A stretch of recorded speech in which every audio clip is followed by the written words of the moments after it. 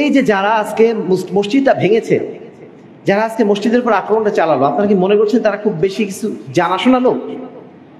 এই সমস্ত লোকগুলোকে লেলিয়ে দেওয়া হয়েছে। এই লোকগুলো তারা মসজিদকে আক্রমণ করেছে। যারা ভুল পথের অনুসারী হয়েছে, যারা বাতিল পথের অনুসারী হয়েছে, তারা তো মূলত তাদের নফসের অনুসারী ছিল, তারা তাদের প্রবৃত্তির অনুসারী ছিল, তারা দ্বীনের অনুসারী ছিল না, তারা আল্লাহর অনুসারী ছিল না, তারা আল্লাহ রসুলের অনুসারী ছিল না। বাতিলপন্থীদের দুইটা বৈশিষ্ট্য আমরা উল্লেখ করেছি।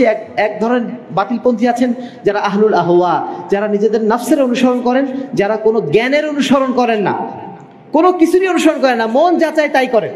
আরেক দল মানুষ আছেন যারা সত্য জানেন, জানার পরও সত্য মানেন না, সামাজিক নানা কারণে, নিজের মধ্যে হঠকারিতার কারণে তারা সত্যকে মানতে পারেন না। এই দুই গ্রুপ হচ্ছে বাতিলপন্থী, যাদের কাছে চিরজীবন যারা হকপন্থী তারা কষ্টের শিকার হয়েছেন, বাধার সম্মুখীন হয়েছেন। মুমিনের বৈশিষ্ট্য হচ্ছে এটাই, যখন তাদেরকে আল্লাহ এবং তার রাসূলের দিকে আহ্বান জানানো হবে, তখন তারা কোনো ধরনের এদিক সেদিক করে না, এদিক সেদিক কথা বলে না। কি বলে? সামি'না ওয়া আতা'না, শুনলাম এবং মেনে নিলাম। আহলুল হাদিসের বৈশিষ্ট্য হচ্ছে মেনে নেওয়া, অনুসরণ করা। তারা কখনো মানুষের সাথে তর্ক বিতর্কে লিপ্ত হয় না, হকের বিষয়ে কোনো তর্কে বিতর্কে লিপ্ত হয় না। হক এসেছে, জেনেছি, ব্যাস, আমার মেনে নেওয়া ছাড়া আর গতি নেই। কিন্তু আহলুল হাদিসরা যে কোনো পরিবেশে যে অবস্থায় থাকুন না কেন, তাদের বৈশিষ্ট্য হবে এই, তাদের বৈশিষ্ট্য এই, তারা শিরক এবং বিদআতকে কোনো অবস্থাতেই প্রশ্রয় দেন না। আহলে হাদিস আন্দোলন বাংলাদেশ, আসুন পবিত্র কুরআন ও সহিহ হাদিসের আলোকে জীবন গড়ি। আলহামদুলিল্লাহ রাব্বিল আলামিন ওয়া রাহমানির রাহিম মালিকি ইয়াউমিদ্দিন الذي من علينا بهداية محمدا رحمة للعالمين وهو متمم مكارم الأخلاق ومعلم الخلائق وسيد المرسلين أما بعد فإن خير الحديث كتاب الله وخير الهدى هدى محمد وشر الأمور محدثاتها وكل محدثة بدعة وكل بدعة ضلالة وكل ضلالة في النار.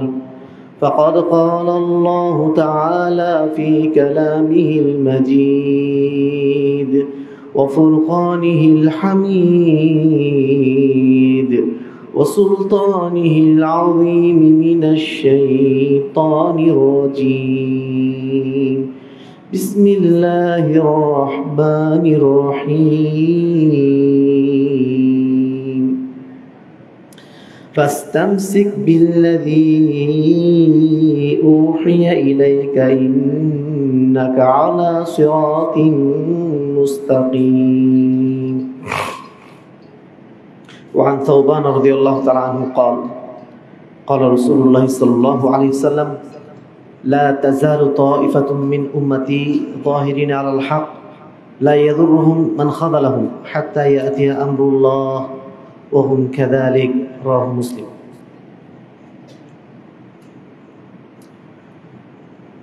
সম্মানিত ইমাম মুসলিম জামে মসজিদের মুসল্লিবৃন্দ, প্রশংসা আল্লাহ রাব্বুল আলামিনের জন্য, যার অশেষ রহমতে দীর্ঘ এক সপ্তাহ পরে শারীরিক সুস্থতা নিয়ে নিরাপত্তার সাথে আমরা আবারও আল্লাহ রাব্বুল আলামিনের সর্বশ্রেষ্ঠ স্থান পবিত্র মসজিদে এসে পবিত্র জুমা সালাত আদায়ের জন্য উপস্থিত হতে পেরেছি। এজন্য মহান রবের দরবারে অন্তঃস্থল থেকে আমরা শুকরিয়া আদায় করছি, আলহামদুলিল্লাহ। দুরূদ ও সালাম বর্ষিত হোক শেষ নবী আহমদ মুস্তফা মুহাম্মদ মুস্তফা সাল্লাল্লাহু আলাইহি ওয়াসাল্লামের প্রতি, যিনি আমাদের একমাত্র আদর্শ, যার আদর্শ অনুসরণের মাধ্যম দিয়েই দুনিয়ার সার্বিক কল্যাণ আমরা লাভ করতে পারি এবং সর্বোপরি কাল কিয়ামতের ময়দানে আল্লাহর কাছে মুক্তি পেতে পারি। সে রাসূলের উদ্দেশ্যে আমরা সংক্ষেপে দরুদ পাঠ করছি, আল্লাহুম্মা সাল্লি আলাইহি আল্লাহুম্মা বারিক আলাইহি। সম্মানিত মুসলিম একরাম, আপনারা জানেন গত 2 সপ্তাহের মধ্যে বাংলাদেশে বেশ কয়েকটি মসজিদ ভাঙচুর করা হয়েছে, বেশ কয়েকটি মসজিদের উপর আক্রমণ চালানো হয়েছে। আমরা জানি মুসলিম উম্মার মধ্যে বিভিন্ন সময় বিভিন্ন ধরনের পারস্পরিক দ্বিধাদ্বন্দ্বের জায়গা ছিল, পারস্পরিক দূরত্ব ছিল, মতবাদগত বিভক্তি তৈরি হয়েছিল।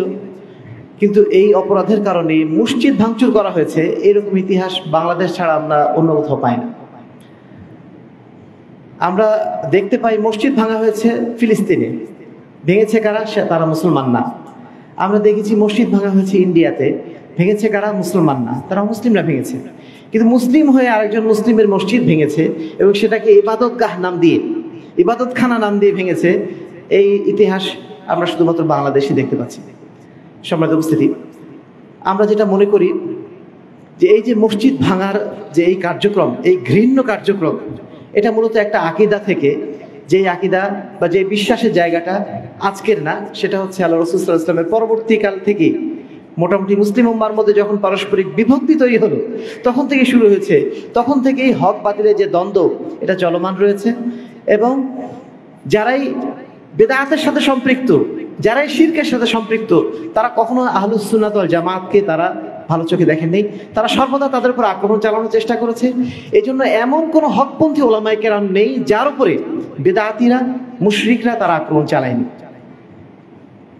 ইমাম আহমদ বিন হাম্বল 10 লক্ষ হাদিসের হাফেজ, তার মতো বিদগ্ধ পণ্ডিত মুসলিম উম্মার মধ্যে আর দ্বিতীয়টি খুঁজে পাওয়া যাবে কিনা সন্দেহ। সেই ইমামকে পর্যন্ত জেলখানায় বহুদিন আটকে রাখা হয়েছিল। অপরাধটা কি? একটা শুধুমাত্র মাসলা। তিনি বলেছেন যে না, কোরআন সৃষ্ট বস্তু নয়, এটা আল্লাহ রাব্বুল আলামিনের কালাম, এটা সৃষ্ট বস্তু নয়। শুধুমাত্র একটা ফতোয়া দেওয়ার কারণে তাকে বছরের পর বছর কারাদণ্ড দিয়ে রাখা হয়েছিল।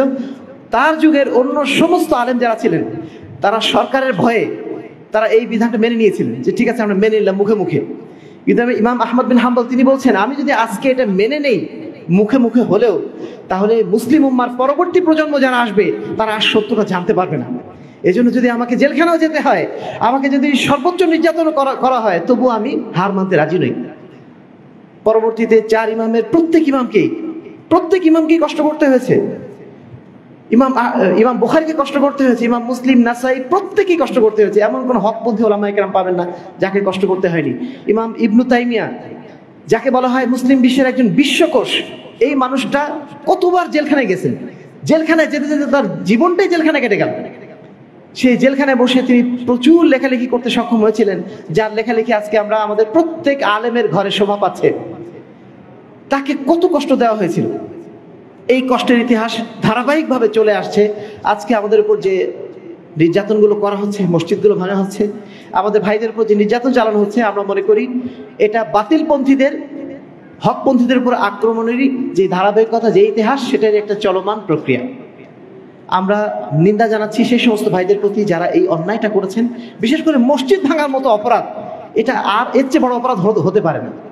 একটা জঘন্যতম অপরাধ। এবং মসজিদকে আপনি, জলজন্ত একটা মসজিদকে আপনি ইবাদতগাহ বানিয়ে দিচ্ছেন, এর চেয়ে বড় অপরাধ আর হতে পারে না। যারা এই কাজ করছেন, আমরা তাদের প্রতি অনুরোধ জানাবো, দয়া করে আপনারা নিবৃত্ত হওয়ার চেষ্টা করুন, সত্যকে জানার চেষ্টা করুন, হককে বোঝার চেষ্টা করুন। যে অপরাধ আপনারা করেছেন, এই অপরাধের জবাবদিহিতা কাল কিয়ামতের ময়দানে দিতে পারবেন কিনা সেটা চিন্তা করে তারপরে আপনারা এই কাজটা করুন। সম্মানিত উপস্থিতি, এই প্রসঙ্গ নিয়ে দু একটা কথা বলতে চাইবো। আজকে জুমার খুতবায় আমরা যে বিষয়টা উল্লেখ করতে চাইবো সেটি হচ্ছে মুসলিম উম্মার মধ্যে যে ভাগাভাগি, পরস্পর মারামারি, পরস্পর দ্বন্দ্বের ইতিহাস, এটা কেন সৃষ্টি হলো এবং কিভাবে হচ্ছে। যদিও আমাদের নবী এক, যদিও আমাদের কোরআন এক, আমাদের সবকিছুই এক, কিন্তু কোন জায়গায় বিভক্তির কারণে, কোন জায়গাতে আমাদের পারস্পরিক দূরত্বের কারণে আমরা পরস্পরের মসজিদে পর্যন্ত হামলা করতে অগ্রসর হয়ে যাচ্ছি। এক্ষেত্রে আমরা যেটা বলতে চাই, সমগ্র মুসলিম উম্মার ইতিহাস পর্যালোচনা করলে, শুধু তাই না, পুরো মানব জাতির ইতিহাস যদি আমরা পর্যালোচনা করি, হক বাতিলের দ্বন্দ্বের মধ্যে আমরা দেখব যারা বাতিলপন্থী তাদের মধ্যে 2টা মৌলিক বৈশিষ্ট্য আছে, হকপন্থীদের মধ্যে একটা মৌলিক বৈশিষ্ট্য আছে। বাতিলপন্থীদের বৈশিষ্ট্য কি? এদেরকে আমরা বলতে পারি, একটা হচ্ছে আহলুল আহওয়া, আর একটা হচ্ছে আহলুত তাফরিক। আহলুল আহওয়া কারা? যারা বাতিলপন্থী তাদের মধ্যে একটা গ্রুপ হচ্ছে, তারা হচ্ছে আহলুল আহওয়া, যারা হচ্ছে নিজেদের প্রবৃত্তির অনুসরণ করে, জ্ঞান ছাড়াই কোনো একটা কাজ করে, যারা হচ্ছে অজ্ঞ, যারা নিজেরা সত্য জানে না, সত্য মানেও না। মূলত এই সিফাতটা হচ্ছে নাসারাদের সিফাত, খ্রিস্টানদের সিফাত। আল্লাহ রাব্বুল আলামিন সূরা ফাতিহার শেষ দিকে যেটা বলছেন, গায়রুল মাগদুবি আলাইহিম ওয়ালাদ-দালিন, হে আল্লাহ রাব্বুল আলামিন, আপনি আমাদেরকে তাদের পথে পরিচালিত করেন না যারা হচ্ছে মাগজুব, মানে কি?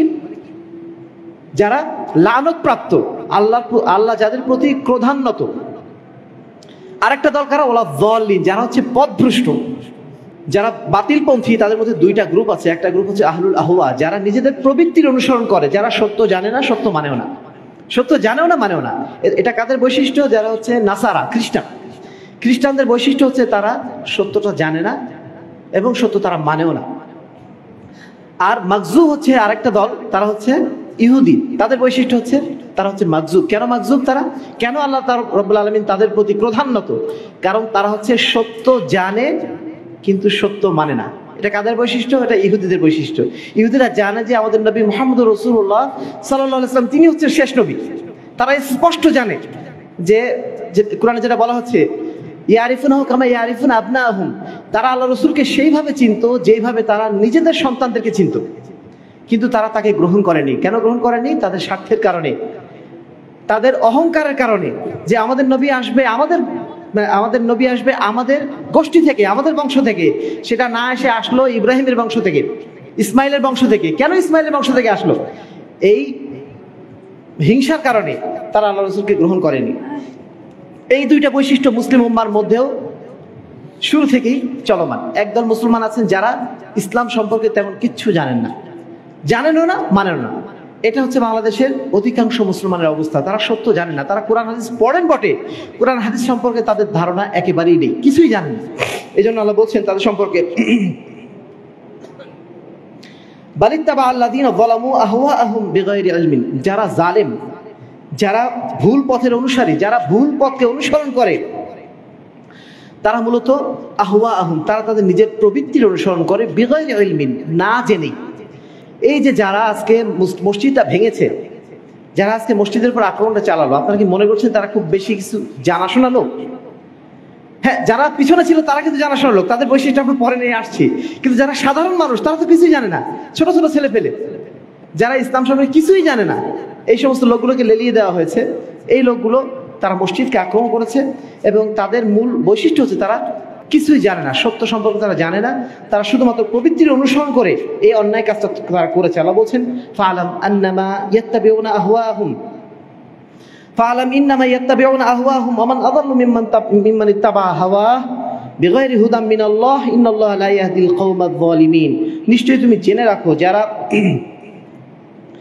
যারা ভুল পথের অনুসারী হয়েছে, যারা বাতিল পথের অনুসারী হয়েছে, তারা তো মূলত তাদের নফসের অনুসারী ছিল, তারা তাদের প্রবৃত্তির অনুসারী ছিল, তারা দ্বীনের অনুসারী ছিল না, তারা আল্লাহর অনুসারী ছিল না, তারা আল্লাহ রসুলের অনুসারী ছিল না, বরং তারা নিজেদের মন মতো কাজ করার বিষয়ে তারা অগ্রগামী ছিল। ওমান আযাল্লু মিম্মান ইত্তাবা হাওয়াহু বিগাইরি হুদাম মিনাল্লাহ, আর আল্লাহ রাব্বুল আলামিনের হেদায়েত ছেড়ে, আল্লাহ রাব্বুল আলামিনের নির্দেশনা ছেড়ে যারা নিজেদের মনকে অনুসরণ করে, নিজেদের প্রবৃত্তিকে যারা অনুসরণ করে, তাদের চেয়ে পথভ্রষ্ট আর কে হতে পারে? ইন্নাল্লাহা লা ইয়াহদিল কওমায যালিমিন, নিশ্চয়ই আল্লাহ রাব্বুল আলামিন কোনো জালেম কওমকে কখনো হেদায়েত দান করেন না। সূরা কাসাস 50 নম্বর আয়াত। সম্মানিত উপস্থিতি, এই ধরনের বেশ কয়েকটা আয়াত আমরা পবিত্র কোরআনে দেখি, যে জায়গাগুলোতে আল্লাহ রাব্বুল আলামিন এভাবেই আমাদেরকে নির্দেশনা দিয়েছেন, বা এভাবে আমাদেরকে পথ নির্দেশ করেছেন যে যারা ভুল পথে যাচ্ছে, যারা বাতিলপন্থী, তারা মূলত কোরআনের অনুসারী নয়, হাদিসের অনুসারী নয়, তারা হচ্ছে তাদের নফসের অনুসারী, তারা তাদের অন্তরের অনুসারী। তারা আল্লাহকে ভুলে গেছে, তারা ইসলামকে ভুলে গেছে, তারা দ্বীনকে ভুলে গেছে। দ্বীন এবং ইসলাম তাদের কাছে শুধুমাত্র একটা রেওয়াজ মাত্র। কিছুদিন আগে, এক সপ্তাহ আগেই আমাদের দেশে একটা বিরাট উৎসব হয়ে গেল, যেটাকে আমাদের দেশে বলা হচ্ছে পয়লা বৈশাখের উৎসব। এই উৎসবকে কেন্দ্র করে বাংলাদেশের রাষ্ট্রীয়ভাবে ছুটি ঘোষণা করা হয়েছে। এই যে পয়লা উৎসব পালন করা হচ্ছে, যারা পয়লা উৎসব পালন করছেন, যারা এই উৎসবে নেমে মিছিল করছেন, মিছিলের মধ্যে নানা রকম মূর্তি বহন করছেন, আপনি কি তাদেরকে মনে করছেন তারা জ্ঞানী ব্যক্তি? হতে পারে তারা পিএইচডি ডিগ্রিধারী, হতে পারে তাদের অনেক বড় ডিগ্রি আছে, অনেক কিছু তারা জানে বলে মনে করে, তারা শিক্ষিত মানুষের আমরা হয়তো তাদেরকে চিনি, কিন্তু তারা নিঃসন্দেহে তারা জ্ঞানী ব্যক্তিদের অন্তর্ভুক্ত নয়, বরং তারা নিজেদের নফসের অনুসারী। না হলে তাদেরকে আপনি যদি জিজ্ঞাসা করেন, এই যে পুতুলটা তুমি নিয়ে ঘুরে বেড়াচ্ছ, একটা বাঘ নিয়ে ঘুরে বেড়াচ্ছ, একটা পেঁচা নিয়ে ঘুরে বেড়াচ্ছ, এর উদ্দেশ্যটা কি? তারা কি বলবে? উত্তরটা কি তাদের কাছে? আবহমান কাল ধরে এটা নাকি চলে আসছে। কোথায় আবহমান কাল ধরে চলে আসছে? কেউ কোনো প্রমাণ দেখাতে পারবে আবহমান কাল ধরে চলে আসছে? পেঁচা নিয়ে আপনার লাভটা কি? তারা বলছে এটা হচ্ছে মঙ্গল শোভাযাত্রা। তার মানে এই শোভাযাত্রার মাধ্যম দিয়ে আমরা মঙ্গল কামনা করছি। কার কাছে মঙ্গল কামনা করছি? আল্লাহর কাছে মঙ্গল কামনা করছি। তারা মঙ্গল কামনা করছে প্রকৃতির কাছে, নেচারের কাছে। প্রকৃতির কোনো ক্ষমতা আছে আমার কোনো উপকার করার বা ক্ষতি করার? প্রকৃতি কি জিনিস? এটা একটা জড় বস্তু, এটা আমরা সবাই জানি, সবাই বুঝি।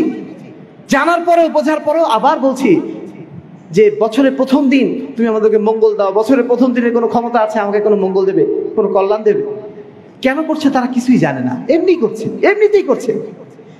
এই যে এমনিতে করার কাজটা, এটাকে আল্লাহ রাব্বুল আলামিন বলছেন যে এরা তাদের আসলে মনের অনুসরণ করে, তাদের ইলাহ বানিয়ে নিয়েছে তারা তাদের প্রবৃত্তিকে, তারা নিজেরাও জানে তারা কেন করছে। আল্লাহ বলছেন ওয়ালা তাকুনু কাল্লাযীনা নাসুল্লাহ, তোমরা তাদের মতো হয়েও না যারা আল্লাহকে ভুলে গেছে। ফাআনসাহুম আনফুসাহুম, ফলে আল্লাহ কি করেছেন? আল্লাহ তাদেরকে ভুলিয়ে দিয়েছেন, আত্মভোলা করে দিয়েছেন। নিজেরা কি কাজ করছে, কেন করছে, কোথায় যাবে, কিচ্ছু তারা জানে না। নিজেদের জীবনের লক্ষ্য উদ্দেশ্য সম্পর্কে তারা কিছুই জানে না। তাদেরকে আত্মভোলা আল্লাহ রাব্বুল আলামিন করে দিয়েছেন, কারণ তারা আল্লাহকে ভুলে গিয়েছে। তাদের পরিচয় দিচ্ছেন আল্লাহ সুম্মুন বুকমুন উমিয়ুন ফাহুম লা ইয়াকিলুন।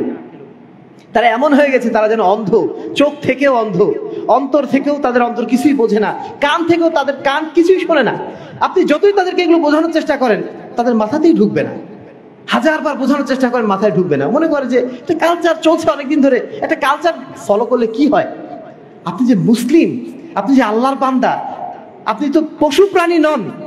পশু প্রাণী যা খুশি করতে পারে, কিন্তু আপনি একজন মানুষ, আপনি আল্লাহর সর্বশ্রেষ্ঠ সৃষ্টি। আপনাকে আল্লাহ রাব্বুল আলামিন বিশেষ একটা উদ্দেশ্য নিয়ে সৃষ্টি করেছেন। আপনার মৃত্যুর পরে আর একটা জীবন আছে। এই জ্ঞান যদি আপনার থাকে, তখন আপনার কাছে এটা মনে হয় একটা ফালতু কাজ। এই জ্ঞান এর একটা উদাহরণ এভাবে দেওয়া যায়। একটা ছোট বাচ্চা একটা চকলেট নিয়ে কত মারামারি করে, ছোট বাচ্চা বয়সে। আমরা নিজেরা কত মারামারি করেছি অন্য ভাই বোনদের সাথে। এখন আমরা সেটাকে মনে করি কি? মনে করি শিশুদের কাজ, একটা পাগলের কাজ। কেন করলাম এই কাজটা? ওই সময় কেন করতাম? কারণ আমরা বুঝতাম না। আজকে যারা আমাদের পিএইচডি ডিগ্রিধারী হওয়া সত্ত্বেও তারা আজকে মঙ্গল শোভাযাত্রায় অংশগ্রহণ করেছেন, তারাও কালকে আমাদের ময়দানে ঠিক ওইটাই অনুভব করবে যে আমরা কি ধরনের পাগল ছিলাম, কি ধরনের গর্ধব ছিলাম, যে ধরনের একটা অনর্থক কাজে আমরা আমাদের সময়গুলো নষ্ট করে দিয়েছি। অথচ ওই সময়টা যদি আমরা আল্লাহর আনুগত্য করে কাটাতাম, আমরা আজকে জাহান্নামের অধিবাসী হতাম না। আজকে আমরা জান্নাতের উচ্চ স্থানে থাকতে পারতাম, যেভাবে আল্লাহর যারা বান্দা তারা থাকতে পারছে। সম্মানিত উপস্থিতি, এই জ্ঞানহীনদের অন্তর্ভুক্ত আমাদের বাংলাদেশের প্রায় 80% মানুষ। বাকি 20% মানুষকে যদি আমরা ভাগ করি, এর মধ্যে অধিকাংশ মানুষ যারা আছেন তারা হচ্ছেন সত্যকে জানেন কিন্তু সত্যকে মানেন না। আল্লাহ রাব্বুল আলামিন তাদের সম্পর্কে পবিত্র কোরআনে বলছেন, এদেরকে বলা হয় আহলুল ইফতিরাক। এরা হচ্ছে আহলুল ইফতিরাক, অর্থাৎ ফেরকা সৃষ্টিকারী। যত ইসলামী দল তৈরি হয়েছে, মুসলমানদের মধ্যে যত ভাগাভাগি তৈরি হয়েছে, এক একজন এক এক ভাগে চলে গেছে। মূলত এটার পিছনে মূল কারণ হচ্ছে সেই সমস্ত ওলামায়ে কেরাম যারা সত্যকে জানার পরেও মানেন না, এবং তাদের কিছু আবার অনুসারী আছেন যারা আবার না জেনে তাদেরকে অনুসরণ করেন। এদের সম্পর্কে আল্লাহ বলছেন ওয়ালা তাকুনু কাল্লাযীনা তাফাররাকু ওয়াখতালাফু মিন বাদি মা জাআহুমুল বায়িনাত। তোমরা তাদের মতো হয়ো না যারা পরস্পর বিভক্ত হয়ে গেছে, বিভ্রান্তি সৃষ্টি করেছে। ওয়াখতালাফু মিন বাদি মা জাআহুমুল বায়িনাত, তাদের কাছে দলিল প্রমাণ সবকিছু উপস্থাপন করার পরেও, দলিল প্রমাণ সবকিছু আসার পরেও তারা পরস্পরের মধ্যে আবার বিভক্তি সৃষ্টি করেছে, পরস্পর কোরআন এবং হাদিস থেকে বিভক্ত হয়ে গেছে। তোমরা তাদের অনুসারী হয়ে যেও না। উলাইকা লাহুম আযাবুন আযীম, কেননা তাদের জন্য রয়েছে মহাশাস্তি কালকে আমাদের ময়দানে। সূরা আলে ইমরান 105 নম্বর আয়াত। অন্য আয়াতে আল্লাহ রাব্বুল আলামিন ঠিক অনুরূপভাবে বলছেন ওয়ামা তাফাররাকু, যারা ইখতিলাফ করেছে, যারা মুসলিম হয়েও পরস্পরের মধ্যে বিভক্তি সৃষ্টি করেছে, আকীদাগতভাবে, মানহাজগতভাবে, বিশ্বাসগতভাবে যারা পরস্পর বিভক্ত হয়ে গেছে, তাদের বৈশিষ্ট্য হচ্ছে আল্লাহ বলছেন ইল্লা মিন বাদি মা জাআহুমুল ইলম। তাদের কাছে সত্যের জ্ঞান কিন্তু এসেছে, তারা কোরআন সম্পর্কেও জানে, তারা হাদিস সম্পর্কেও জানে। বছরের পর বছর তারা মাদ্রাসাগুলোতে কোরআন হাদিস নিজেরাই পড়াচ্ছে। 50 বছর ধরে তারা সহিহুল বুখারী পড়াচ্ছেন, বড় বড় মাদ্রাসা তারা মুহতামিম। তারা সবকিছু জানেন, জানার পরেও তারা মানেন না। কেন? বাগিয়াম বাইনাহুম, তাদের মধ্যে একটা হঠকারিতা আছে। হঠকারিতার জায়গা থেকে তারা সেটা মেনে নেন না। কেন মানেন না? আমি এত বড় একটা মাদ্রাসায় পড়েছি, ওই মাদ্রাসার হুজুর যারা ছিলেন তারা কি কম জানতেন? আমার বাপদাদা 14 পুরুষ করে এসেছেন, তারা কি কম জানতেন? অথবা আমি যদি সত্যটা মেনে নেই তাহলে আমার ইমামতি থাকবে না, আমার নেতৃত্ব হারাতে হবে সমাজ থেকে, মানুষ আমাকে আর আগের মতো গুরুত্ব দেবে না। হাজার ধরনের কারণ এসে উপস্থিত হয়, সেই কারণে তারা সত্যটাকে জানার পরেও মানতে পারে না। আল্লাহ রাব্বুল আলামিন সূরা যুখরুফের 22 নম্বর আয়াতে বলছেন, যখন তাদেরকে বলা হয় সত্যটা মেনে নেওয়ার জন্য, সত্যটা মেনে নেওয়ার জন্য যখন তাদেরকে বলা হয়, যখন বলা হয় কুরআন এবং হাদিসে এভাবে এসেছে, আপনারা এটা মেনে নিন, তখন তারা কি বলে? বাল ক্বালু ইন্না ওয়াজাদনা আবানা আলা উম্মাতিন, আমরা এটা পারবো না। কেন পারবো না? কারণ ইন্না ওয়াজাদনা আবানা আলা উম্মাতিন, আমরা আমাদের বাপ দাদাকে একটা আদর্শের উপর পেয়েছি, তারা অমুক পীরের অনুসারী ছিলেন, অমুক তরিকার অনুসারী ছিলেন, অতএব আমরা তাদের তরিকা ছেড়ে দিয়ে অন্য কোনো তরিকা আর এখন গ্রহণ করতে পারবো না। ওয়াইন্না আলা আসারি মুতাদুন, আর তারা যে পথে চলে গেছে সেই পথে গেলেই আমরা হেদায়েত পেয়ে যাব। প্রত্যেক যুগে দেখেন এই কথাগুলো যখন নাজিল হয়েছে তখন কিন্তু মুসলিম উম্মার আমাদের এই অবস্থা তৈরি হয়নি। তার মানে এই অবস্থাগুলো বর্ণনা করা হয়েছে আগের যুগে যারা পথভ্রষ্ট লোক ছিল তাদের যে কথাগুলো সেইগুলো বর্ণনা করা হচ্ছে। এই কথাগুলোর সাথে আজকের যুগে আমাদের মুরব্বিয়ানে কেরাম যারা সত্য জেনেও মানেন না তাদের অবস্থাটা চিন্তা করে দেখুন, একই কথা তারা বলছেন, কোনো ফারাক নেই। আল্লাহ বলছেন যে ওয়াইদা কিলাহুম তাআলাউ, যখন তাদেরকে বলা হয় তাআলাউ আসো, ইলা মা আনজালাল্লাহ, যেটা আল্লাহ নাজিল করেছেন, অর্থাৎ আল্লাহর কিতাবে যা নাজিল করা হয়েছে, ওয়াইলার রাসূল, এবং আল্লাহর রাসূলের প্রতি যা নাজিল করা হয়েছে, ক্বালু হাসবুনা মা ওয়াজাদনা আলাইহি আবানা, আমাদের জন্য আমাদের বাপ দাদা যা করে গেছেন ওটাই যথেষ্ট। আওয়ালাউ কানা আবাহুম লা ইয়াকুলুন শাইআন ওয়া লা ইয়াহতাদুন, যদি তাদের বাপ দাদারা কিছু নাও জানেন, যদি তারা পথভ্রষ্ট হন, তবুও কি তাদেরকে অনুসরণ করতে হবে?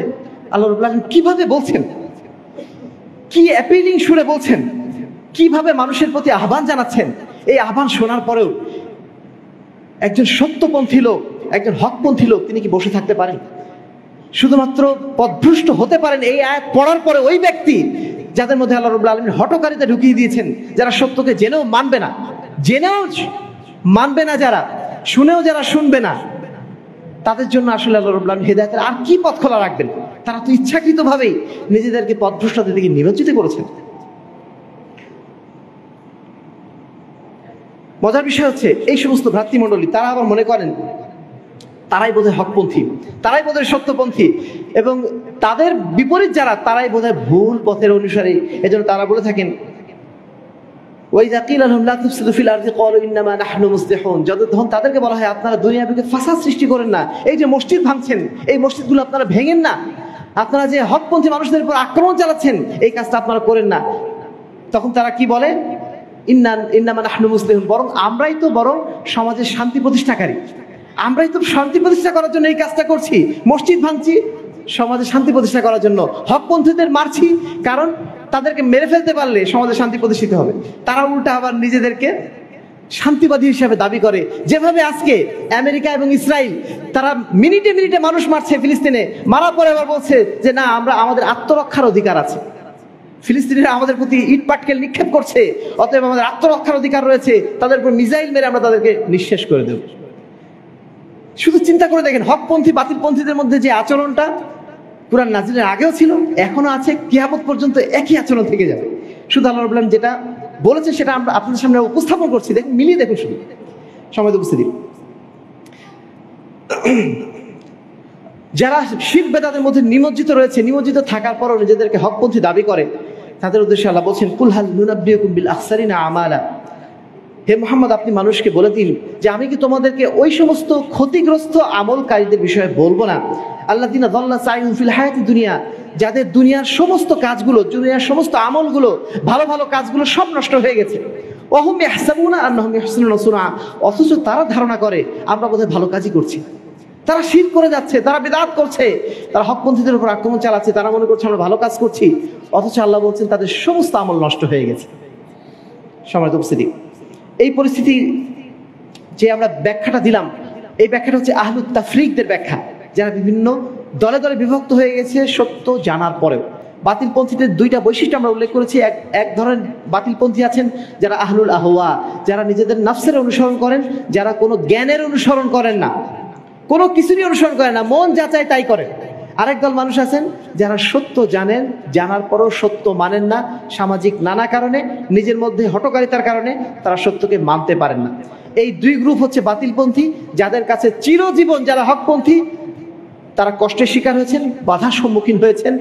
আমরা আপনারা যারা এখানে উপস্থিত রয়েছি, এই মসজিদে যারা মুসল্লি রয়েছি, আমরাও জানি আমরা এখানে নিশ্চয়ই অনেক বাধার সম্মুখীন হয়েছি। শুধু এখানে কেন, সারা বাংলাদেশে যেখানেই হকপন্থীদের কোনো মসজিদ তৈরি হয় সেখানেই বাতিলপন্থীরা হামলে পড়ে যান, তারা তাদের উপর আক্রমণ চালান। তারা মনে করেন এরা হচ্ছে সমাজে বিভক্তি সৃষ্টি করছে, ঠিক যেভাবে কুরাইশদের সমাজে, মাক্কি সমাজে যখন আমাদের রসুল মুহাম্মদ রাসূলুল্লাহ সাল্লাল্লাহু আলাইহি ওয়াসাল্লাম আসলেন, তিনি প্রথম যখন মানুষকে তাওহীদের দিকে দাওয়াত দিলেন, সেই সময় মানুষ কিন্তু তাকে জানতো আল আমিন বলে, আর সাদিক বলে, তিনি হচ্ছেন বিশ্বাসী, তিনি হচ্ছেন সত্যবাদী। এই মানুষটা যখন তাদের কাছে তাওহীদের দাওয়াত দিলেন, সেই মানুষটা কি হয়ে গেল? সেই মানুষটা হয়ে গেল আসসাবি আল কাযযাব। এই লোকটা হচ্ছে পথভ্রষ্ট, সে হচ্ছে বেদিন, সে হচ্ছে মিথ্যুক। যে লোকটাকে আগে বলা হতো সত্যবাদী, সেই লোকটা হয়ে গেল মিথ্যুক। শুধু তাই না, তাদেরকে কি বলা হচ্ছিল? মুহাম্মাদুন কাদ ফারাকাল জামা। মুহাম্মদ এসে আমাদের এই সমাজটাকে ভাগাভাগি করে দিল। এখন যেভাবে বলছেন আমাদের ভাইয়েরা যে এই এখানে একটা, আমরা সবাই ছিলাম এক জামাতের লোক, এখানে একটা আহলে হাদিস মসজিদ প্রতিষ্ঠা করে এখানে ভাগাভাগি তৈরি করে দিচ্ছে এরা। ঠিক একই কথা আমাদের রসুল মুহাম্মদ রাসূলুল্লাহ সাল্লাল্লাহু আলাইহি ওয়াসাল্লামকে বলা হয়েছিল যে মুহাম্মাদুন কাদ ফারাকাল জামা। মুহাম্মদ এসে আমাদের এই সুন্দর সমাজটাকে, যেই সমাজে আমরা সবাই খুব আনন্দ চিত্তে আমরা মূর্তি পূজা করে আসছিলাম, মুহাম্মদ এসে আমাদের মধ্যে ভাগাভাগি তৈরি করে দিল, আমাদের মধ্যে এক দলকে তাওহীদপন্থী বানিয়ে দিল, যারা মূর্তি পূজা করে না, আমাদের মধ্যে ভাগাভাগি করে দিল। সম্মানিত উপস্থিতি, এর বাইরে আরেকটা দল রয়েছেন যারা হচ্ছেন আহলুল হক, যাদেরকে বলা হয় আহলুল ইত্তিবা। তারা সব সময় কোরআন এবং সহিহ হাদিসের অনুসারী। তারা সত্য জানার পরে সত্য মানেন। একটা দল আছে যারা সত্য জানেও না, মানেও না। আরেকটা দল সত্য জানেন কিন্তু মানেন না। আরেকটা দল আছেন যারা সত্য জানেন এবং সত্য মানেন।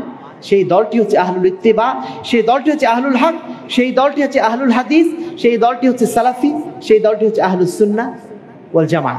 তাদের বৈশিষ্ট্য কি? আল্লাহ বলছেন ইয়া আইয়ুহাল্লাযীনা আমানু আতিউল্লাহ, হে ঈমানদারগণ তোমরা আল্লাহর আনুগত্য করো, ওয়া আতিউর রাসূল, তোমরা রাসূলের আনুগত্য করো। কোনো ব্যক্তির কথা এখানে বলা হয়নি, কোনো দলের কথা বলা হয়নি, কোনো গোষ্ঠীর কথা বলা হয়নি, বাপদাদার কথা বলা হয়নি। কি বলা হয়েছে?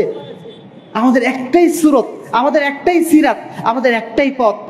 আমরা আল্লাহর আনুগত্য করি, আমরা আল্লাহ রাসূলের আনুগত্য করি। তারপর আল্লাহ বলছেন ওয়া উলিল আমরি মিনকুম, হ্যাঁ তোমাদের মধ্যে যারা জ্ঞানী ব্যক্তি আছেন, যারা উলামায়ে কেরাম আছেন, তাদেরকেও তোমরা অনুসরণ করতে পারো, তাদেরকে অনুসরণ করো। কারণ আমরা যারা জানি না তারা জানবো কার কাছ থেকে? আলেমদের কাছ থেকে তো জানতে হবে। তাদেরকে অনুসরণ করো, কিন্তু ফাইন তানাযাতুম ফি শাইইন ফারুদ্দুহু ইলাল্লাহি ওয়া রাসূল, যদি তোমাদের মাঝে কোনো বিষয়ে পরস্পর বিভক্তি হয়ে যায়, মতভেদ হয়ে যায়, একজন বলছে এটা, একজন বলছে এটা, সেই সময় তোমাদের করণীয় কি হবে? তখন আলেম ওলামারা তোমার মানদণ্ড নন। মানদণ্ড কে? ফারুদ্দুহু ইলাল্লাহি ওয়া রাসূল। তখন আবার আল্লাহ এবং তার রাসূলের দিকে ফিরে যাও। আল্লাহর কোরআনে কি বলা হচ্ছে, আল্লাহ রাসূলের হাদিসে কি বলা হচ্ছে, সেই দিকে ফিরে যাও। হকপন্থীদের বৈশিষ্ট্য, আহলুল ইত্তিবায়ের বৈশিষ্ট্য, আহলুল হাদিসের বৈশিষ্ট্য, তারা সর্বাবস্থায় কোরআন এবং সহিহ হাদিসের দিকে ফিরে যাবেন। অবশ্যই তারা উলামায়ে কেরামকে অনুসরণ করেন। উলামায়ে কেরামকে বাদ দিয়ে আমরা চলতে পারবো না, তাদেরকে আমাদের প্রয়োজন। কিন্তু তার অর্থ এই না যে আমরা তাদেরকে অন্ধভাবে অনুসরণ করি, তাকলিদ করি। তারা ভুল যেটা বলেছেন সেটা ভুল জানার পরেও সেটাকে আমরা অনুসরণ করি শুধুমাত্র ব্যক্তিকে অনুসরণ করার জন্য। এটা আহলুল হাদিসদের বৈশিষ্ট্য নয়। আল্লাহ বলছেন ওমা আতাকুম রাসূল ফাখুযুহু ওমা নাহাকুম আনহু ফান্তাহু, আমার রাসূল তোমাদের কাছে যা কিছু নিয়ে এসেছেন সেটা তোমরা অনুসরণ করো, এবং যেখান থেকে তোমাদের নিষেধ করেছেন সেখান থেকে তোমরা বিরত থাকো।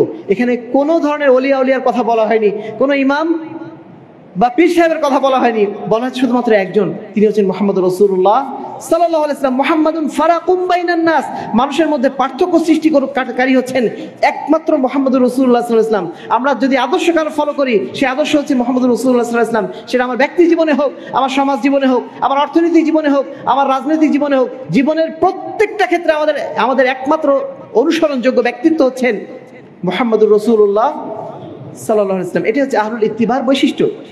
আমাদের মধ্যে, আমাদের আহলুল হাদিস ভাইদের মধ্যেও অনেক সময় ধারণার কিছু অস্পষ্টতা আছে। তারা মনে করেন যে আমরা বোধহয় শুধুমাত্র মসজিদে আল্লাহ রসুলকে অনুসরণ করব, শুধুমাত্র ইবাদতের ক্ষেত্রে আমরা আল্লাহ রসুলের অনুসরণ করব। মসজিদের বাইরে যখন আমরা চলে যাব, আমরা যখন ব্যবসা করব, আমরা যখন রাজনীতি করব, তখন আমাদের বোধহয় আল্লাহ রসুলের আর প্রয়োজন নেই। আমরা অর্থনৈতিক ক্ষেত্রে অনুসরণ করবো অ্যাডাম স্মিথের, আমরা সুদী অর্থনীতি অনুসরণ করবো, এটা আমাদের কোনো সমস্যা নাই। আহলুল হাদিস হওয়া সত্ত্বেও আমরা সুদী অর্থনীতির সাথে যুক্ত হয়ে যাচ্ছি, কিছুই মনে করছি না। আরেক দল ভাই আছেন, তারা রাজনীতি করতে নামছেন, এই রাজনীতি করছেন আল্লাহ রসুলের রাজনীতি নয়। কোন রাজনীতি করছেন? আব্রাহাম লিঙ্কনের রাজনীতি। ওইখানে আবার তাদের আদর্শ হচ্ছেন আব্রাহাম লিঙ্কন, সেখানে মুহাম্মদ রাসূলুল্লাহ সাল্লাল্লাহু আলাইহি ওয়াসাল্লাম তিনি অনুসরণযোগ্য হচ্ছেন না। এই জায়গাগুলো আমাদের স্পষ্ট হতে হবে। আমরা যদি জান্নাতে যেতে চাই, যদি জান্নাতে যেতে না চাই কোনো সমস্যা নেই। জান্নাতে না যেতে চাইলে আপনার পথ উন্মুক্ত, আপনি যেখানে খুশি সেখানে যান। কিন্তু যদি জান্নাতের পথের অনুসারী হতে চান, আপনারা যদি হকপন্থী হতে চান, আমরা যদি আল্লাহ রাব্বুল আলামিনের প্রকৃত বান্দা হতে চাই, ইবাদুল্লাহ যদি হতে চাই, আল্লাহর দাস যদি হতে হয় আমাদের, আমরা মসজিদে যেমন আল্লাহর অনুসারী হব, আল্লাহ রসুলের অনুসারী হব, মসজিদের বাইরেও আমাদেরকে আল্লাহর অনুসারী হতে হবে, আল্লাহ রসুলের অনুসারী হতে হবে। জীবনের একটা মুহূর্ত যেন আমরা অন্যায় কাজে, অনর্থক কাজে ব্যয় না করি। আমরা যেন এটা না মনে করি যে আমার চাচা ভোটে দাঁড়িয়েছে, আমার অমুক ভোটে দাঁড়িয়েছে, আমার অমুক বন্ধু দাঁড়িয়েছে, আমি যদি না নামি কি বলবে, আপনি কি বলবে আমার বন্ধু সেটা চিন্তা করার আগে আল্লাহর সামনে আপনি কি জবাব দেবেন সেটা যদি একটু চিন্তা করেন, সেটাই মনে হয় সবচেয়ে বেশি আমাদের জন্য উপকারী হবে। আপনি দুনিয়াতে বেশি দিন বেঁচে নেই, কখন মারা যাবো আমরা কিচ্ছু জানি না। আমার প্রত্যেকটা মুহূর্তের কাজের জন্য আল্লাহর কাছে জবাবদিহি করতে হবে। আমরা যদি আমাদের কাজগুলোর, অন্যায় কাজগুলোর জন্য আল্লাহর কাছে ক্ষমা চেয়ে না যেতে পারি, আল্লাহর কাছে আমরা কি জবাব দেব? সেই মুহূর্তের জন্য আমরা যেন প্রস্তুত থাকার চেষ্টা করি। আমরা সামান্য ভাই যাব, বিসিএস এ ভাই যাব, এই জন্য কত প্রস্তুতি নেই, বছরের পর বছর প্রস্তুতি নেই, যেন একটা প্রশ্নের উত্তর ভুল না যায়। একটা প্রশ্নের উত্তর যদি ভুল যায় তাহলে হয়তো বা আমার চাকরি হবে না। দুনিয়ার সামান্য প্রাপ্তির জন্য কত কষ্ট করছি, কাল কিয়ামতের ময়দানে আমার একটা ভুলের কারণে যদি আল্লাহর কাছে আমি ধরা খেয়ে যাই, তাহলে আমার অবস্থাটা কি হবে? এই চিন্তাটা আমরা কেন করছি না? সম্মানিত উপস্থিতি, একজন মুমিনের বৈশিষ্ট্য হচ্ছে এই, ইন্নামা কানা কাওলাল মুমিনিনা ইযা দুউ ইলাল্লাহি ওয়া রাসূলিহি লিয়াহকুমা বাইনাহুম আন ইয়াকুলু সামি'না ওয়া আতা'না। মুমিনের বৈশিষ্ট্য হচ্ছে এটাই, যখন তাদেরকে আল্লাহ এবং তার রাসূলের দিকে আহ্বান জানানো হবে, তখন তারা কোনো ধরনের এদিক সেদিক করে না, এদিক সেদিক কথা বলে না। কি বলে? সামি'না ওয়া আতা'না, শুনলাম এবং মেনে নিলাম। আহলুল হাদিসের বৈশিষ্ট্য হচ্ছে মেনে নেওয়া, অনুসরণ করা। তারা কখনো মানুষের সাথে তর্ক বিতর্কে লিপ্ত হয় না, হকের বিষয়ে কোনো তর্কে বিতর্কে লিপ্ত হয় না। হক এসেছে, জেনেছি, ব্যাস, আমার মেনে নেওয়া ছাড়া আর গতি নেই। আমার অলসতা থাকতে পারে, আমি দাড়ি রাখতে পারি না, এটা আমার অলসতা, কিন্তু আমি এই কথা কখনো বলতে পারি না যে দাড়ি রাখলে খারাপ দেখে বা দাড়ি রাখার প্রয়োজন নেই। এইটা নিয়ে আমি কখনো তর্ক বিতর্কে লিপ্ত হবে না। আমি বরং চেষ্টা করবো কি, সাধ্যমতো আমি যেন সুন্নাতের অনুসারী হতে পারি, সেই চেষ্টা হবে আমার। একজন ইমানদারের বৈশিষ্ট্য হবে এটাই। আল্লাহ বলছেন, ওয়া মান ইউতি'ল্লাহ ওয়া রাসূলাহু ওয়া ইয়াখশাল্লাহ ওয়া ইয়াত্তাকি ফাউলাইকা হুমুল ফাইজুন। নিশ্চয়ই যারা আল্লাহর অনুসরণ করে, রাসূলের অনুসরণ করে, আল্লাহকে ভয় করে, তাকওয়া অবলম্বন করে, তারাই হচ্ছে প্রকৃত অর্থে সফল কাম। আমরা সেই সফল কাম বান্দাদের মধ্যেই অন্তর্ভুক্ত হওয়ার জন্য চেষ্টা করে যাচ্ছি। আল্লাহ রাব্বুল আলামিন সেই তৌফিক আমাদেরকে দান করুন, আল্লাহুম্মা আমিন। আমরা সবসময় বিশ্বাস করি, আকুলিল হাক্কু মির রাব্বিকুম, সত্য আসে শুধুমাত্র আল্লাহর পক্ষ থেকে। সত্য কোনো মানুষের পক্ষ থেকে, কোনো হুজুরের পক্ষ থেকে, কোনো মাদ্রাসার পক্ষ থেকে আসে না। সত্য আসে একমাত্র আল্লাহর পক্ষ থেকে। আল্লাহ রাসূল বলছেন, আমি তোমাদের মাঝে দুইটা জিনিস রেখে গেলাম, তোমরা এই দুইটা জিনিস আঁকড়ে ধরার চেষ্টা করো। সেটা হচ্ছে আল্লাহর কিতাব এবং রাসূল সাল্লাল্লাহু আলাইহি ওয়াসাল্লামের সুন্নাত। এই দুটোই আমাদের একমাত্র রোড ম্যাপ, এটাই আমাদের একমাত্র চলার পথের সূত্র। এর বাইরে দ্বিতীয় কোনো সূত্র আমরা অনুসরণ করি না। আমাদেরকে বলা হয় আহলুদ দলিল, আমরা সবসময় দলিলের অনুসরণ করি, আমরা নিজের ইচ্ছা মতো চলি না, আমরা সবসময় দলিল দেখে চলি। আমাদেরকে কি গাইডলাইন দেওয়া হয়েছে, আমাদের কি ম্যানুয়াল দেওয়া হয়েছে, সেই ম্যানুয়াল এবং গাইডলাইন দেখে চলি। এই জন্য ইমাম ইবনে তাইমিয়া বলছেন, মান ফাতাদ দলিল দাল্লাস সাবিল, নিশ্চয়ই যার কাছে দলিল নাই, যার কাছে ম্যানুয়াল নাই, সে নিঃসন্দেহে পথভ্রষ্ট হয়ে যাবে। আমার দলিল ইল্লা মা জাহির রাসূল। আর মুসলমানদের কাছে একমাত্র ম্যানুয়াল, একমাত্র অনুসরণযোগ্য বিষয় হচ্ছে পবিত্র কোরআন এবং সহিহ হাদিস। সম্মানিত উপস্থিতি, আমরা হক পথে আছি কিনা তার কিছু নিদর্শন আল্লাহ রাব্বুল আলামিন অন্যান্য আয়াতগুলোতে বলে দিয়েছেন। আমরা যদি শুধু বলি কথা যে আমরা কোরআন এবং হাদিস মানি, এটুকুই কিন্তু যথেষ্ট না। আসলে আমরা কোরআন হাদিস কতটুকু মানি তার কিছু বৈশিষ্ট্য বোঝা যায়। কিছু বৈশিষ্ট্য দেখলেই বোঝা যায় আসলে আপনি কোরআন এবং হাদিসের অনুসারী কিনা। প্রথম বৈশিষ্ট্য, আপনি কোরআন এবং হাদিস বুঝবেন নিজের মন মতো না। কোরআন এবং হাদিসও কিন্তু নিজের মন মতো বোঝা সম্ভব। আজকে যারা বাতিলপন্থী তারা প্রত্যেকেই কিন্তু এখন দেখছি আমরা কোরআন এবং হাদিস থেকে দলিল দিচ্ছে। আহলে হাদিসরা যখন দলিল দেওয়া শুরু করেছে তখন তারা কিন্তু আর হুজুরের দলিল দেন না, এখন তারা আবার কোরআন এবং হাদিস থেকে দলিল দেওয়া শুরু করে দিয়েছে। তারা বলছে যে মিলাদের দলিল তোমরা খুঁজে পাও না, মিলাদের দলিল কোরআনে এসেছে, ইয়া আইয়ুহাল্লাযীনা আমানু সাল্লু আলাইহি ওয়া সাল্লিমু তাসলিমা, হে ঈমানদারগণ তোমরা আল্লাহর রাসূলের প্রতি দরুদ পাঠ করো, তাকে তোমরা সালাম প্রেরণ করো। তা আমরা যে মিলাদ করছি কেন?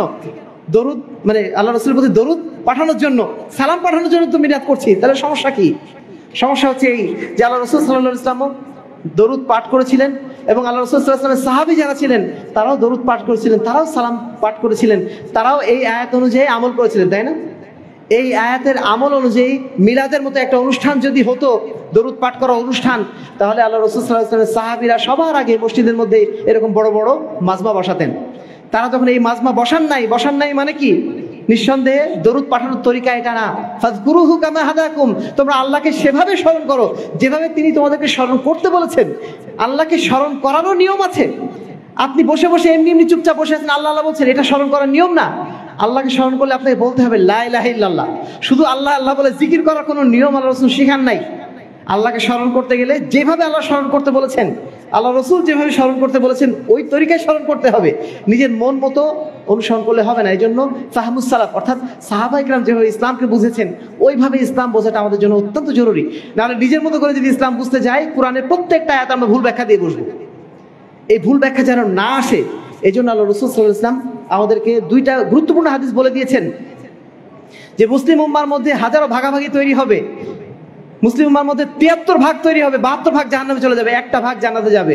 সেই জান্নাতীদের বৈশিষ্ট্য কি? মা আনা আলাইহি ওয়া আসহাবি, আমি এবং আমার সাহাবীরা যেই পথে আছি, এই পথের উপর যারা থাকবে তারাই কেবলমাত্র সত্য পথের পথিক হবে। বৈশিষ্ট্য কিন্তু আল্লাহ রাসূল বলে দিয়েছেন।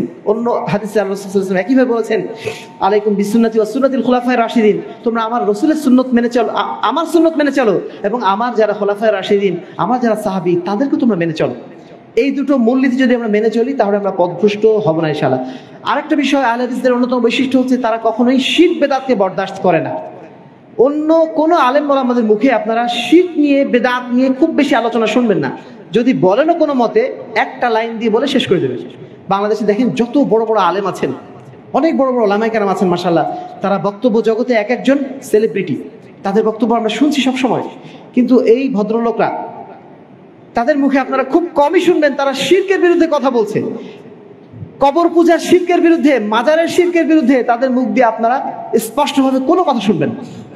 কোনো কথাই তারা বলবেন না।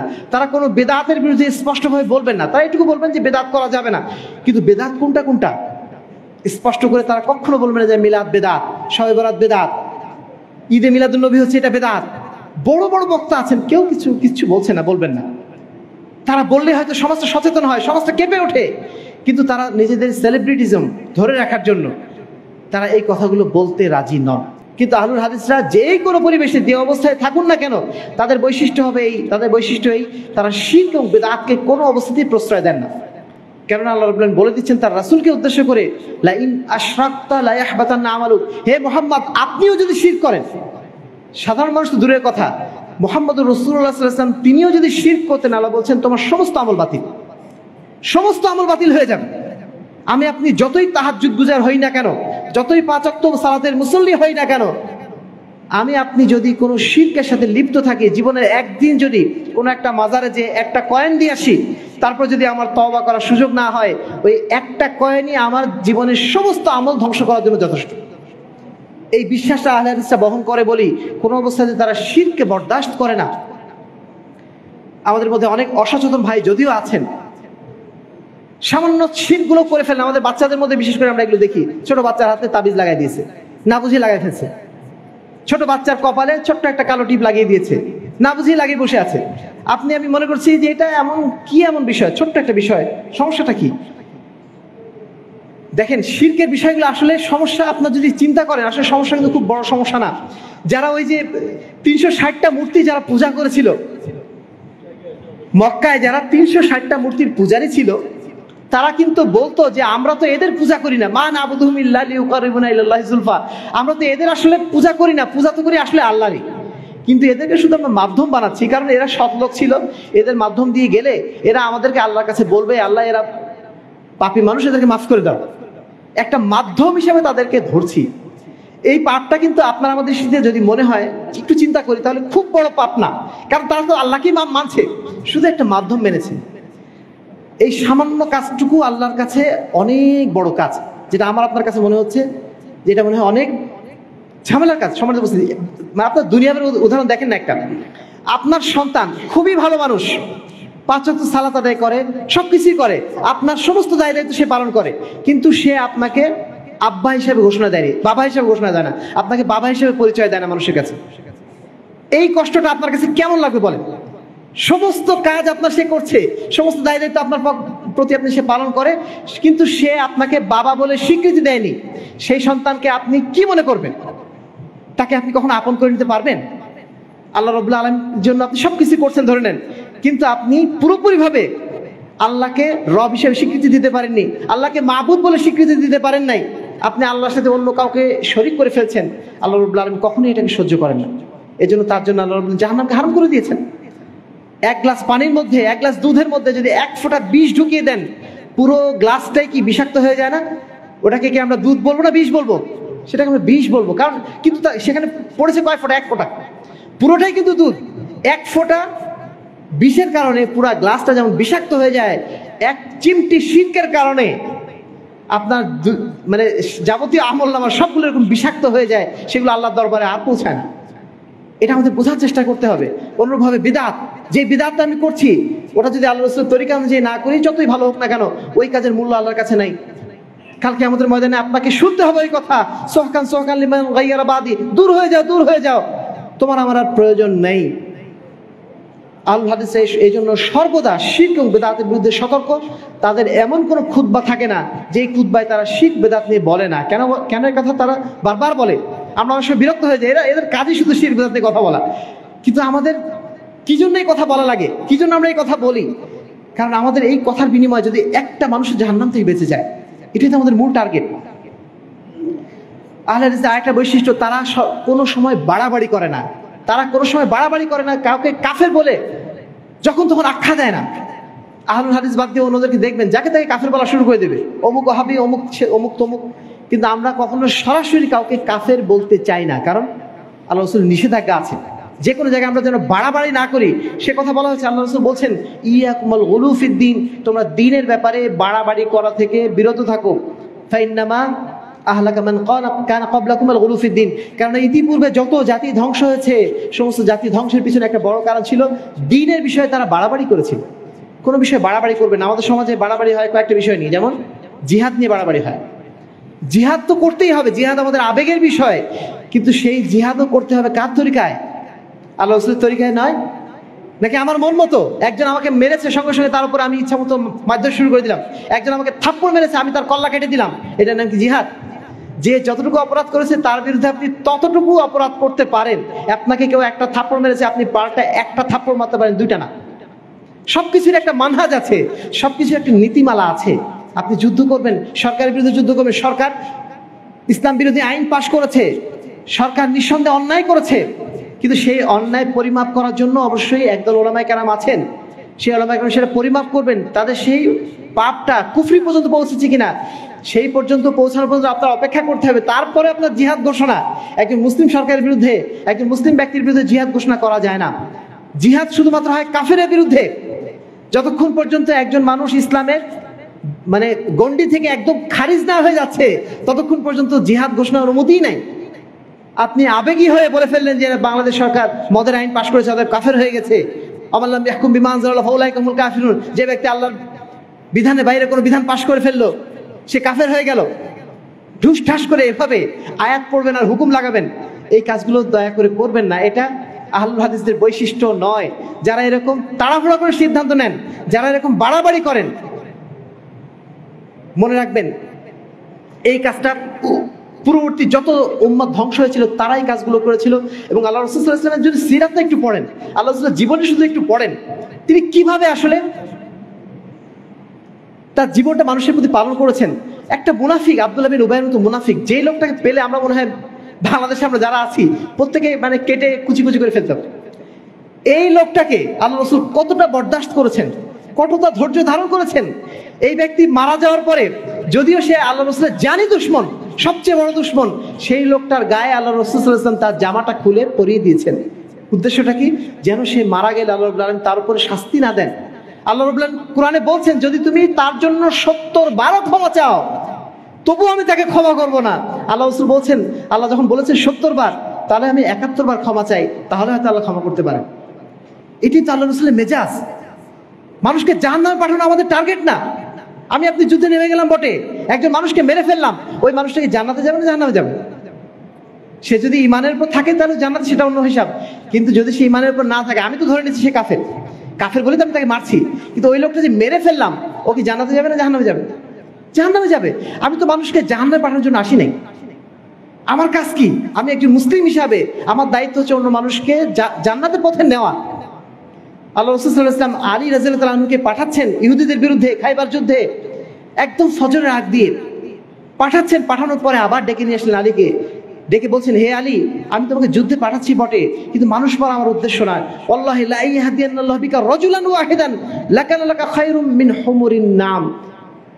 আল্লাহে, আল্লাহর কসম করে বলছি, যদি তোমার দ্বারা একটা মানুষও হেদায়েত প্রাপ্ত হয়, তাহলে আরবের সবচেয়ে মূল্যবান সম্পদ, সবচেয়ে মূল্যবান গনিমত লাল উটের চেয়ে সেটা বেশি গুরুত্বপূর্ণ হবে তোমার জন্য। যুদ্ধের ময়দানে পাঠাচ্ছেন, তখন কি উপদেশ দিচ্ছেন? যুদ্ধের ময়দানে পাঠালে আল্লাহ রাসূল উপদেশ হয়তো দিতেন এটাই, ডান দিক দিয়ে যাও, বাম দিক দিয়ে যাও, গোপনে যাও, তাহলে মেরে ফেলতে পারবে, ওদেরকে হারিয়ে দিতে পারবে।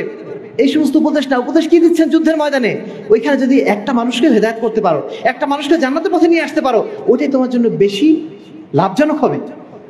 মানুষ মেরে লাভটা কি আমার? ওকে জান্নাতে পাঠিয়ে আমার লাভটা কি?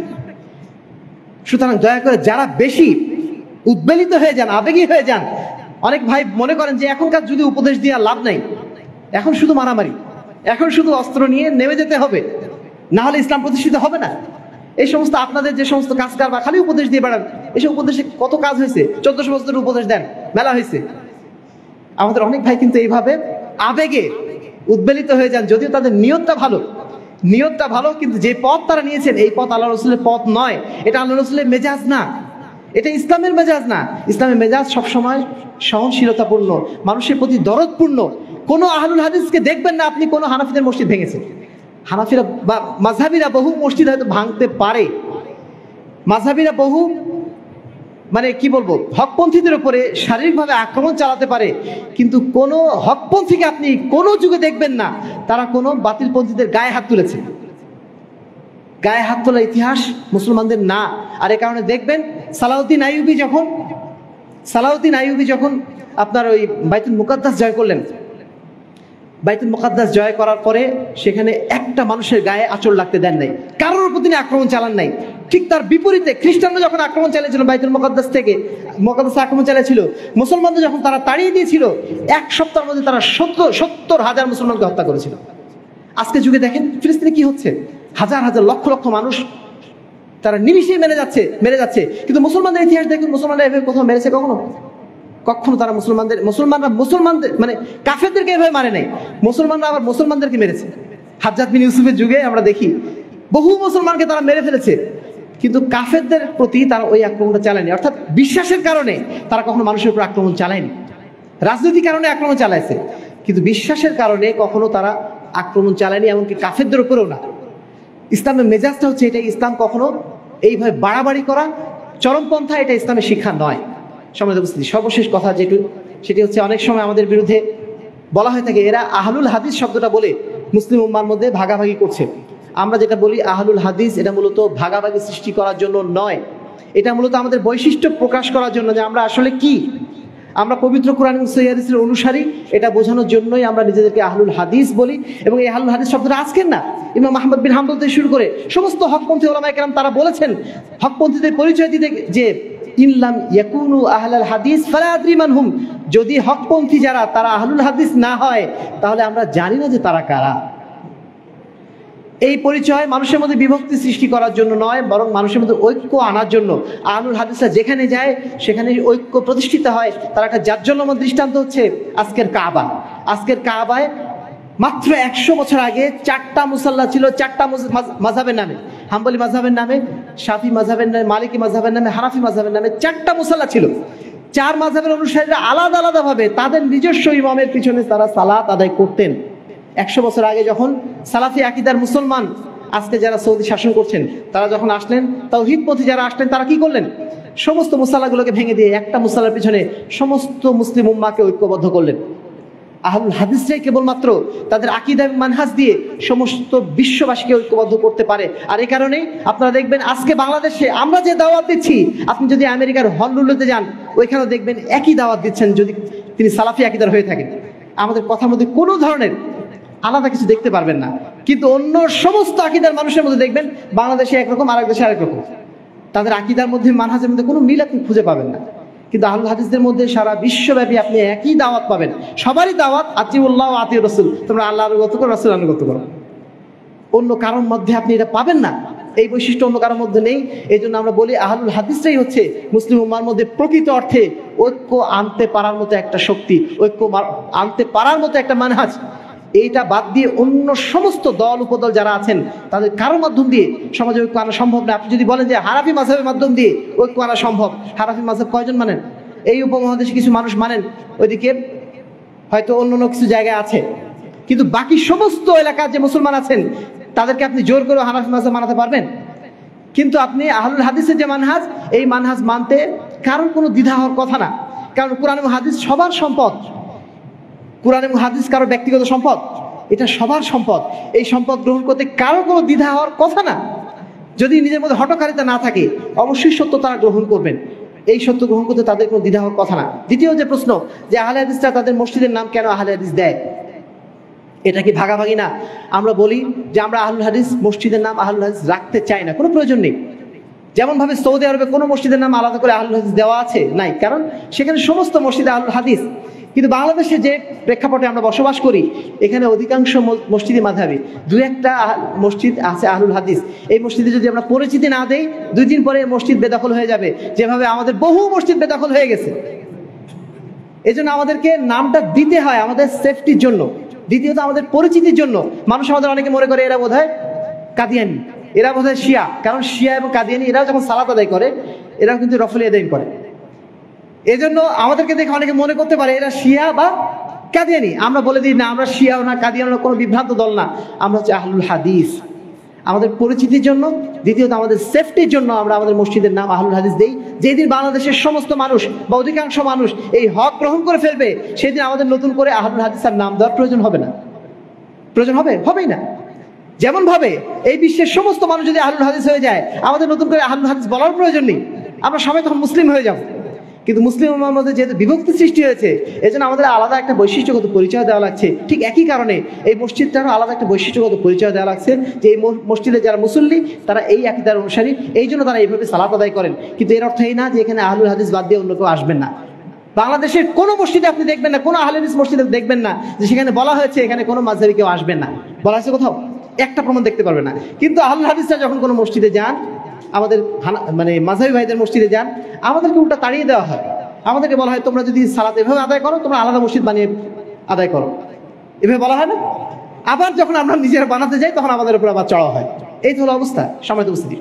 তাহলে আশা করি বিষয়টা বুঝতে পেরেছেন যে কেন আমরা আমাদের মসজিদকে আহলে হাদিস নামকরণ করি। সর্বশেষ কথা হচ্ছে এই, আল্লাহ রাব্বুল আলামিন আমাদের প্রত্যেককে কাল কিয়ামতের ময়দানে আমাদেরকে যাচাই বাছাই করবেন, বিচার করবেন মূলত আল্লাহ রাব্বুল আলামিন ওহী দ্বারা। ওহীর মানদণ্ডে কারা আমরা উত্তীর্ণ হয়েছি, কারা আমরা পরিপূর্ণভাবে আল্লাহর কাছে আত্মসমর্পণ করেছি, কারা আমরা আল্লাহ রাব্বুল আলামিনের দেওয়া আদর্শের কাছে পরিপূর্ণভাবে আত্মসমর্পণ করেছি, তার উপরে কিন্তু আমাদের মূল বিচারটা হবে। বিচারটা এটা হবে না যে কে কত বেশি আমল করেছি, অবশ্যই সেটা বিচারের পরে, কিন্তু মূল বিচার হচ্ছে এই আমরা কোন আদর্শ অনুযায়ী আমরা চলতাম। এই জন্য আল্লাহ বলছেন ইয়া আইয়ুহাল্লাযীনা আমানু উদখুলু ফিস-সিলমি কাফা, হে ঈমানদারগণ তোমরা পরিপূর্ণভাবে ইসলামের মধ্যে দাখিল হয়ে যাও, ইসলামের বৈশিষ্ট্যের মধ্যে পরিপূর্ণভাবে দাখিল হয়ে যাও। ওয়ালা তাত্তাবিউ খুতুওয়াতিশ শাইতান, তোমরা শয়তানের পদাঙ্ক অনুসরণ করো না। সত্য জানার পরে মিথ্যার পথে যেও না। অন্য আয়াতে আল্লাহ বলছেন ইয়া আইয়ুহাল্লাযীনা আমানু তাকুল্লাহ, হে ঈমানদারগণ তোমরা আল্লাহকে ভয় করো। ওয়ালা তামুতুন্না ইল্লা ওয়া আনতুম মুসলিমুন, আর তোমরা মুসলিম না হয়ে মৃত্যুবরণ করো না, আল্লাহর কাছে আত্মসমর্পণকারী না হয়ে মৃত্যুবরণ করো না। কারণ যদি আমরা আল্লাহর কাছে আত্মসমর্পণকারী না হয়ে মানুষের কাছে আত্মসমর্পণকারী হয়ে মারা যাই, মানুষের দাস হয়ে যদি মারা যায়, নিঃসন্দেহে কাল কিয়ামতের মধ্যে আমরা মুক্তি পেতে পারবো না। আমরা যেন সবাই আব্দুল্লাহ হতে পারি, মিন ইবাদিল্লাহ হতে পারি, আল্লাহর যেন দাস হতে পারি, এটাই যেন আমাদের সার্বক্ষণিক মেহনত হয়। জীবনের প্রত্যেকটা ক্ষেত্রে যেন আমরা আল্লাহর অনুসারী হতে পারি, আল্লাহর রাসূলের অনুসারী হতে পারি, এটাই হচ্ছে আমাদের জন্য মূল চেষ্টা হয়। সম্মানিত উপস্থিতি, আজকে আপনাদের প্রতি আমাদের বিনীত আহ্বান হচ্ছে এটাই, যে আমরা যেন আল্লাহর হেদায়েতের অনুসারী হওয়ার জন্য পরিপূর্ণভাবে চেষ্টা করতে পারি, আমরা যেন পরিপূর্ণভাবে মুসলিম হতে পারি, পরিপূর্ণভাবে যেন আল্লাহর দাস হয়ে যেতে পারি। আমরা যেন সমাজের নামে, রাজনীতির নামে, অর্থনীতির নামে, পরিবারের নামে আমরা যেন আল্লাহ দেওয়া পথ থেকে বিচ্যুত না হয়ে যাই। আল্লাহ রাব্বুল আলামিন আমাদের সকলকে সেজন্য তৌফিক দান করুন, আল্লাহুম্মা আমিন। আল্লাহ রাব্বুল আলামিন আমাদের প্রত্যেককে পরিপূর্ণভাবে হকপন্থী হওয়ার তৌফিক দান করুন। কোনো অবস্থাতে আল্লাহ রাব্বুল আলামিন বিভ্রান্তদের কাতারে যেন আমাদেরকে না নিয়ে যান, সেই তৌফিক আল্লাহ রাব্বুল আলামিন আমাদেরকে দান করুন। কাল কিয়ামতের ময়দানে আল্লাহ রাব্বুল আলামিন তার মুক্তিপ্রাপ্ত বান্দাদের